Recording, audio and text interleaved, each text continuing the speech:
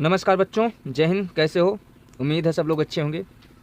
आज हम बच्चों बात करेंगे जो जवाहर नवोदय की प्रवेश परीक्षा होती है उसमें जो हिंदी पार्ट में कुछ क्वेश्चन आते हैं तो उसके अलग अलग पार्ट हैं। तो उसमें एक पार्ट होता है दोस्तों अनुच्छेद, ठीक है। और ये आता है इसमें क्या होता है, एक आपको कहानी सा एक आलेख दिया जाएगा और जिसमें आपको ये बोला जाएगा कि इन अनुच्छेदों को पढ़कर, ये जो अनुच्छेद होते हैं ऐसा रहेगा पूरा एक कहानी जैसा, इसको पढ़कर और इसके आधार पर नीचे आपसे कुछ प्रश्न पूछेगा। तो फिर उन प्रश्नों का आपको उत्तर देना होता है और मूलतः ये 5 प्रश्न पूछे जाते हैं एक अनुच्छेद, और कम से कम 2 अनुच्छेद तो पक्का रहता है कि आता है। 2 अनुच्छेद अगर आते हैं तो आपके 10 नंबर पक्के होते हैं। और ये अनुच्छेद का जो उत्तर देना आसान होता है, बहुत आसान होता है, लेकिन इसको अगर एक बार हम लोग करना सीख जाएं तो आज हम लोग यही सीखेंगे कि अनुच्छेद का उत्तर कैसे देते हैं ताकि ये हमारे 10 नंबर परीक्षा में फिक्स हो जाए, ठीक है। तो सबसे पहले यहाँ देखते हैं दोस्तों, एक अनुच्छेद है, मैंने अनुच्छेद नंबर 4 सिलेक्ट किया है। वैसे पूरी बुक में 80-90 के आसपास 80-85 अनुच्छेद हैं। जिनके पास बुक होगी उनको पता होगा, लेकिन जिनके पास नहीं है तो ये अनुच्छेद जरूरी नहीं है कि जिन लोगों के पास बुक नहीं वो कर नहीं पाएंगे। अगर इस वीडियो को पूरा देख लेंगे तो बड़े आसानी से वो 10 नंबर पक्का कर लेंगे अपनी परीक्षा में। तो ये अनुच्छेद है। तो सबसे पहले इस कहानी को बड़े आसानी तरीके से और बहुत अच्छे से समझते हैं और पढ़ते हैं। फिर ये जो 5 प्रश्न पूछे जाते हैं इनका आंसर देना बहुत आसान हो जाता है। तो इसको पढ़ते हैं। सबसे पहले ये कह रहा है कि लोकमान्य तिलक अंग्रेजों द्वारा बंदी बनाए गए थे। उन्होंने जेल में अपने आप को अध्ययन में व्यस्त रखा।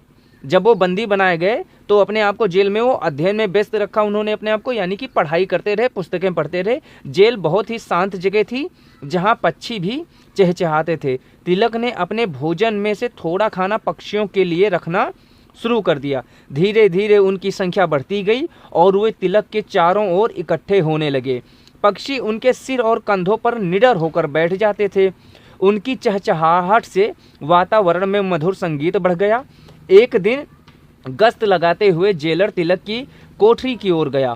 पक्षियों की चहचहाहट सुनकर उसने कोठरी की ओर झांका और पूर्णतः आश्चर्यचकित रह गया। उसने कहा, इतने सारे पक्षी यहाँ कहाँ से आ गए? यहाँ तो हर कोई पक्षियों को खा जाता है, इसलिए पक्षी इस ओर नहीं आते हैं। तिलक हंसकर बोले, पक्षी भी मित्र और शत्रु में भेद कर सकते हैं। अब ये एक छोटी सी कहानी है, इसने हमको एक कहानी दी पढ़ने के लिए। अब इसी के आधार पर ये हमसे 5 प्रश्न पूछ रहा है।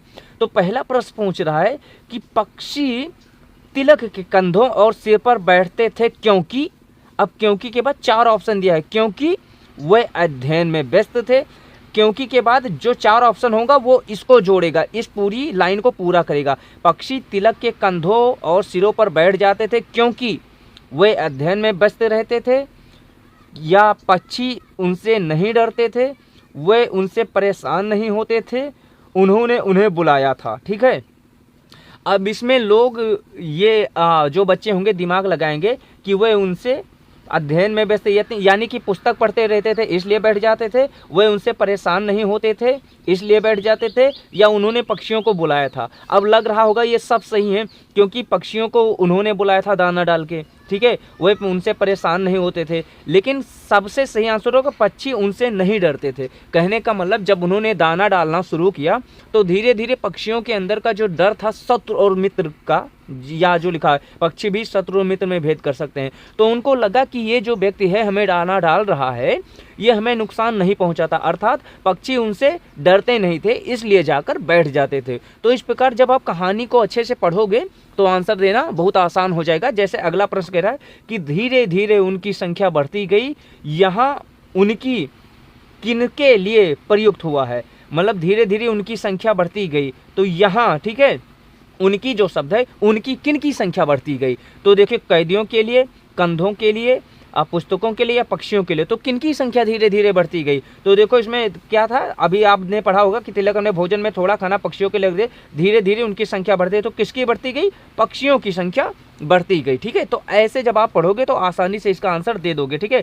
तिलक अपने भोजन में से पक्षियों के लिए कुछ खाना क्यों रखते थे? अब 4 ऑप्शन, क्योंकि उनके पास पर्याप्त भोजन था, वे बहुत अकेला महसूस करते थे, उन्हें पक्षी और उनकी चहचहाहट पसंद थी, पक्षियों के लिए खाना रखना उनकी आदत थी। तो देखिए इसमें दो ऑप्शन आपको लग रहा होगा कि खाना रखना एक तो आदत भी हो सकती है और पक्षी की चहचहाहट पसंद थी। तो देखिए अगर आदत होती तो खाना कहीं अलग रख देते, ठीक है। पक्षियों की चहचहाहट पसंद थी इसलिए वो रोज़ खाना रखते थे ताकि पक्षी उनके पास चहचहाते रहते थे तो उनको वातावरण अच्छा लगता था। तो ऐसे पढ़ के इसका आंसर लगा देना। फिर तिलक को किसने बंदी बनाया था? अंग्रेजों ने, मित्रों ने, पुर्तगालियों ने या जेलर ने? तो सबको पता है कि बाल गंगाधर तिलक को अंग्रेजों ने बंदी बनाया था, तो यहाँ ऑप्शन होगा अंग्रेजों ने, ठीक है।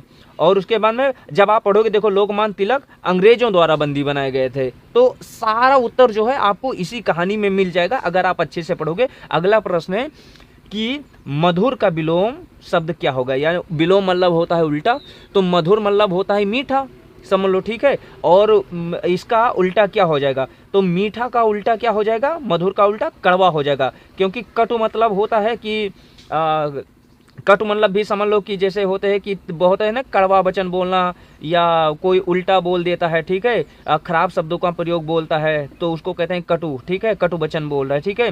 रूखा मतलब रूखा सूखा जो होता है कि रूखा मतलब जैसे कहते हैं त्वचा रूखी है ना, तो मधुर का मतलब रूखा होगा नहीं, कटु होगा नहीं, ठीक है।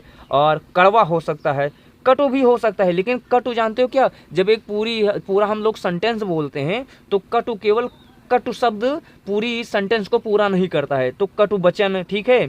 तो जब पूरा वचन होगा तो वहाँ फिर कट हो सकता है। यहाँ सिर्फ मधुर शब्द का बोल है तो मधुर शब्द का विलोम कड़वा हो जाएगा। तो कहने का मतलब है जब एक अनुच्छेद आप अच्छे से पढ़ लोगे तो इसका सारा आंसर आप बड़ी आसानी से दे सकते हो। तो मुझे उम्मीद है अब आप समझ गए होंगे।